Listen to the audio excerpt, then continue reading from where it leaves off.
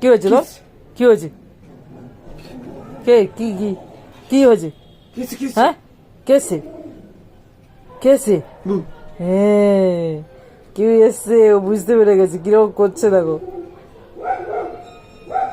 কেসে কেসে হ্যাপি কেসে তুমি যাবে যাবে যাবে ওর কাছে যাবে, ওর কাছে যাবে, চিন্নির কাছে দেখা করবে, চিনির কাছে যাবে যাবে ওর সঙ্গে দেখা করবে।